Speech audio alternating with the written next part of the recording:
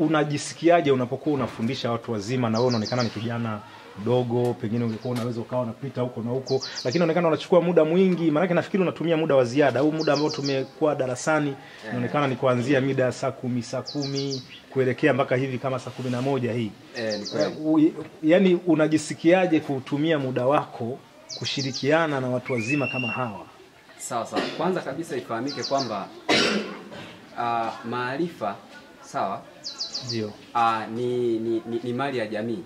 Kwa hata wewe kama utakuwa umesoma lakini uangalie kwamba jamii, yani lengo kubwa hayo maarifa yafanye kazi kwenye jamii. Okay. Tena kwa watu wengi zaidi. Sawa. Umeona? Kwa maana hiyo sasa mimi kama kijana pia na kwa sababu ni mhitimu wa masuala haya pia ya elimu ya watu wazima. Ndio. Nikaona ni vema zaidi maarifa haya kwangu nitumie muda wa ziada kama huo kwa kushirikiana na walimu, ofisi ya mwalimu mkuu, tuweze kuweka hiki kitu ili tuweze, kwa sababu mtu mzima ukishamuelimisha atakuwa na faida kwenye nini?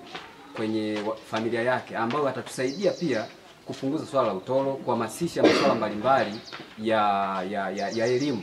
Hata wao wenyewe nyumbani kule masuala mengine ya kiafya yanaweza kana imarika.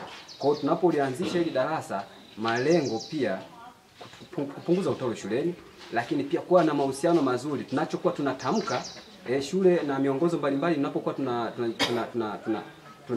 tunaiendesha, basi mzazi naye anakuwa anafanya nini? Anashiriki kikamilifu. Kuna wengine sasa ukimuita kwenye kikao, bwana andika hapa jina lako, anaona mimi siwezi, nitachekwa, haji kwenye kikao. Okay. Lakini kupitia haya madarasa yanaweza akatusaidia kabisa kwa kiasi kikubwa zaidi kuimarisha mahusiano na tukawa tunaita kwenye vikao na kushiriki mambo mengine ambayo yanahusu takwimu vile vile. Asante sana.